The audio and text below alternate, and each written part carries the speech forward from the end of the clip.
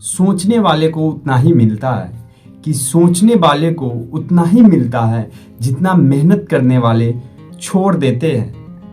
Welcome to the another video. जय हिंद, आप सभी को नमस्कार। My name is Abhishek Anupam. Learning series में आप सभी का स्वागत है। तो चलिए फिर एक इंस्पिरेशनल वीडियो से रिलेटेड मैं एक वीडियो लेकर आया हूँ। जी हाँ, जो मैं शुरुआत में कोट बोला हूँ, जो मैं कथन पंक्तियां सुनाया हूँ, उनके बारे में आज बात करूंगा जो किसी परिचय के मोहताज नहीं है। जी हाँ, मैं आज जो बात करूंगा वो डॉक्टर एपीजे अब्दुल कलाम जी के बारे में बात करूंगा, जिन्हें मिसाइल मैन के नाम से भी जाना जाता है। डॉक्टर एपीजे अब्दुल कलाम एक ग्रेट साइंटिस्ट भी थे, प्रेसिडेंट ऑफ इंडिया भी थे। उनके बारे में आज जानेंगे और शुरू से लेकर लास्ट तक वॉच कीजिएगा।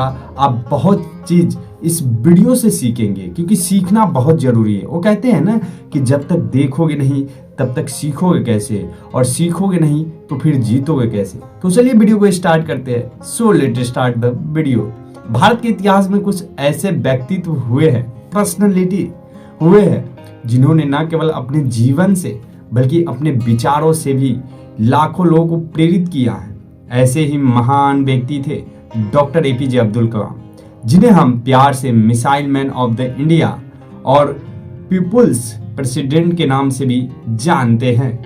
जैसे कि मैं आपको स्टार्टिंग में बताया भी, उनका जीवन इस बात का प्रमाण है कि गरीबी, संघर्ष और सीमित संसाधन कभी किसी के सपने को नहीं रोक सकते। अगर आपके भीतर लगन और मेहनत की आग है, जुनून है, जज्बा है, कुछ करने का इरादा है, तो आप जो नहीं सोच सकते वो भी आप कर सकते हैं। डॉक्टर एपीजे अब्दुल कलाम जी जब एयरफोर्स के एग्जाम दिए थे, वहां पे असफल हो गए, उनका सिलेक्शन नहीं हुआ, लेकिन वो हारे नहीं, निरंतर मेहनत करते रहे, संघर्ष करते रहे, कठिन परिश्रम करते रहे और आगे चल के मिसाइल मैन के नाम से जाने गए, प्रेसिडेंट ऑफ इंडिया बने और साइंटिस्ट बने।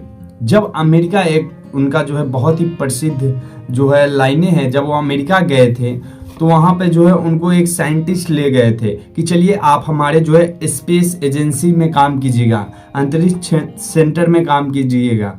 वहाँ पे जाते हैं डॉक्टर एपीजे अब्दुल कलाम जी और देखते हैं चीज़ों को, और जब वहाँ से आते हैं तो उन्हें कहते हैं कि मैं जब भी काम करूँगा, मेरा जो जीवन है, जो मेरी शरीर है, वो मैं अपने भारत माता के लिए काम करूँगा और भारत माता को समर्पित कर दूंगा, अपने हिंदुस्तान के लिए काम करूँगा। और वहाँ से सीख के आते हैं और इंडिया में अहम योगदान निभाते हैं। डॉक्टर एपीजे अब्दुल कलाम जी का जन्म, डॉक्टर एपीजे अब्दुल कलाम जी का जो जन्म हुआ था, बॉर्न हुआ था, वो 15 अक्टूबर 1931, 15 अक्टूबर 1931 को तमिलनाडु के रामेश्वरम नामक छोटे से द्वीप में हुआ था। उनका पूरा नाम था अबुल पाकीर जेनु अल आबदीन अब्दुल कलाम। उनके पिता एक साधारण नाविक थे, नाव चलाने वाले, नाव खेवने वाले थे, और माता गृहिणी थी, हाउसवाइफ थी। परिवार आर्थिक रूप से कमजोर था, लेकिन संस्कारों और सच्चाई में बहुत समृद्ध, और बचपन में कलाम जी अखबार बेचा करते थे, अपनी स्कूल की फीस भरते थे। वे सुबह सुबह उठकर अखबार बांटते थे, पेपर बॉय के काम करते थे बचपन में, और फिर स्कूल जाते थे। परिस्थितियां कठिन थी, लेकिन उन्होंने कभी शिकायत नहीं की, अपने जो है मजबूरियों को कभी ब्लेम नहीं किए, कभी कोसे नहीं, हमेशा मेहनत किए और आगे बढ़े। वे हमेशा कहते थे, अगर तुम सूरज की तरह चमकना चाहते हो तो पहले सूरज की तरह जलना सीखो। कलाम जी शुरू से ही पढ़ाई में तेज थे, खासकर गणित और विज्ञान उनके प्रिय विषय थे। साइंस और मैथमेटिक्स में वो काफी रुचि रखते थे, पढ़ने में उनको अच्छा लगता था। उन्होंने सेंट जोसेफ कॉलेज तिरुचिरापल्ली से भौतिकी की पढ़ाई की, फिजिक्स की पढ़ाई की, और फिर Madras institute of technology MIT से एरोनॉटिकल इंजीनियरिंग की डिग्री प्राप्त की। जब वे कॉलेज में थे तब एक बार उनके शिक्षक ने उन्हें चेतावनी दी थी कि अगर वो अपने प्रोजेक्ट को समय पर पूरा नहीं करेंगे तो उन्हें छात्रवृत्ति से वंचित कर दिया जाएगा, छात्रवृत्ति नहीं दिया जाएगा। इस चुनौती ने उन्हें और मेहनत करने के लिए प्रेरित किया। उन्होंने पूरी रात जागकर काम किया और निर्धारित समय से पहले प्रोजेक्ट पूरा कर लिए। यही से उनके भीतर डेडलाइन पर डिलीवर करने की आदत विकसित हुई, जो आगे चल के उनके वैज्ञानिक जीवन की पहचान बनी। साल 1958 में उन्होंने डीआरडीओ का मतलब ये हुआ defence research development organisation, DRDO का फुल फॉर्म हुआ, में वैज्ञानिक के रूप में काम शुरू किए। लेकिन उनका असली सफर ISRO, Indian space research organisation, जो कि भारत के एक स्पेस सेंटर है, अंतरिक्ष जो एक केंद्र है, भारतीय अंतरिक्ष अनुसंधान संगठन जिसको हिंदी में कहते हैं और इंग्लिश में इंडियन स्पेस रिसर्च ऑर्गेनाइजेशन, वहां उन्होंने भारत के पहले स्वदेशी satellite launch vehicle SLLV small satellite launching vehicle 3 के प्रोजेक्ट डायरेक्टर के रूप में काम किए, जिसने रोहिणी सैटेलाइट को अंतरिक्ष में सफलतापूर्वक स्थापित किए। इसके बाद उन्होंने भारत को रक्षा क्षेत्र में आत्मनिर्भर सेल्फ इंडिपेंडेंट बनने के लिए integrated guidance missile development programme IGMDP की अगुवाई की। इसी कार्यक्रम के तहत अग्नि, पृथ्वी, त्रिशूल, आकाश और नाग जैसी मिसाइलों का भी विकास किए उन्होंने। इसी कारण उन्हें मिसाइल मैन ऑफ इंडिया कहा जाता है। कलाम जी का मानना था कि बड़े सपने देखो, क्योंकि सपने ही वे बीज है जिनसे वास्तविकता जन्म लेती है।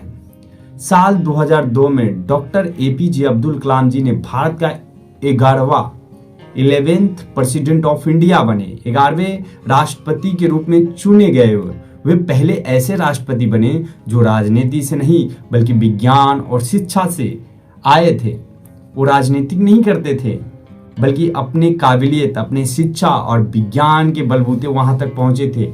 जनता का राष्ट्रपति, और उन्होंने जनता का राष्ट्रपति इसलिए कहा गया क्योंकि वे हमेशा छात्रों, युवाओं और आम लोगों से सीधा संवाद करते थे, सीधा बात करते थे। वो छात्रों से बहुत लगाव रखते थे, खासकर छोटे छोटे बच्चे जो फ्यूचर ऑफ इंडिया, जो स्कूल, प्राइमरी स्कूल में पढ़ते थे, सेकेंडरी स्कूल में पढ़ते थे, उनसे कम्युनिकेट करते थे और बात करने में ज़्यादा उनको रुचि रहता था। काफ़ी लगाव था बच्चों से उनको। राष्ट्रपति भवन में रहकर भी उन्होंने अपनी सादगी नहीं छोड़ी। उनके कमरे में केवल आवश्यक पुस्तक थी, कुछ किताबें, एक लैपटॉप और भारत का झंडा। हुए हमेशा कहते थे राष्ट्रों को महान बनने के लिए सबसे पहले युवाओं को महान बनना होगा। अगर राष्ट्र का निर्माण चाहते हैं तो युवा को जागरूक होने के साथ साथ सबसे पहले युवाओं को महान भी बनना होगा, नैतिक दृष्टिकोण से, वैचारिक दृष्टिकोण से। राष्ट्रपति पद छोड़ने के बाद कलाम जी ने अपना जीवन शिक्षा और युवाओं के मार्गदर्शन के लिए समर्पित कर दिए थे। वे कहते थे, मैं एक शिक्षक के रूप में मरना चाहता हूं। और मैं सच में 27 जुलाई 2015 को जब वे IIM शिलोंग में छात्रों को संबोधित कर रहे थे, तभी मंच पर ही उनका निधन हो गया। उनकी अंतिम सांस भी विद्यार्थियों को प्रेरित करते हुए निकली। डॉक्टर कलाम जी के विचार हर उम्र के लोगों के लिए प्रेरणा स्रोत है, इंस्पिरेशन से भरा हुआ है, सीखने के लिए उत्सुक है। बहुत चीज सीखने को मिलता है उनसे। कुछ उनके प्रसिद्ध कथन आज भी हमें जोश से भर देते हैं। नंबर 1, अपने मिशन और सफल होने के लिए तुम्हें अपने लक्ष्य के प्रति एकाग्र होना पड़ेगा। नंबर 2, सपना वो नहीं जो हम नींद में देखते हैं, कि सपने वो नहीं जो हम सोते हुए देखते हैं। अरे सपने तो वो होते हैं जो हमें सोने नहीं देता। अगर तुम असफल होते हो तो हार मत मानो, क्योंकि फेल का मतलब है फर्स्ट अटेम्प्ट इन लर्निंग। जीवन में कठिनाइयां आना जरूरी है, क्योंकि कठिनाइयां सफलता की सीढ़ियां होती है। जो इंसान असफल नहीं होगा ना, फिर वो मैच्योर हो ही नहीं पाएगा, कुछ सीख ही नहीं पाएगा। UPSC में क्या होता है, असफल होता है तो वो बहुत चीज सीखता है। जो फर्स्ट अटेम्प्ट में निकाल लेता है तो ट्रेनिंग में जाके सीखता है, लेकिन सीखता दोनों है। कलाम जी हमेशा युवाओं को देश का भविष्य मानते थे। The future of India youth ही इस देश का फ्यूचर है, भविष्य कंट्री का। उनका कहना था कि भारत तभी विकसित राष्ट्र बनेगा जब युवा अपनी जिम्मेदारी समझेंगे। वे हर युवा से कहते थे, युवा केवल सपने न देखें बल्कि उन्हें साकार करने के लिए कदम बढ़ाइए। वे मानते थे कि अगर हर व्यक्ति अपने क्षेत्र में ईमानदारी और निष्ठा से काम करे तो भारत दुनिया का सबसे विकसित देश बन सकता है। इतनी ऊंचाई पाने के बाद भी डॉक्टर APJ अब्दुल कलाम जी हमेशा जमीन से जुड़े रहे। हमेशा व्यवहारिक स्तर पे बात करते रहे, लगाव रखे लोगों से। उन्होंने कभी व्यक्तिगत संपत्ति नहीं जुटाई, उन्होंने कभी व्यक्तिगत संपत्ति पे कब्जा नहीं की या जुटाए नहीं अपने स्वार्थ के लिए, कभी नहीं। वो देश के लिए अपने पूरे जी जान समर्पित कर दिए थे, पूरा जान न्यौछावर कर दिए थे। राष्ट्रपति पद से हटने के बाद वे चेन्नई के एक छोटे से घर में रहते थे, जहाँ केवल किताबें, कुछ आवश्यक वस्तुएं और उनका सपना भारत 2020 था।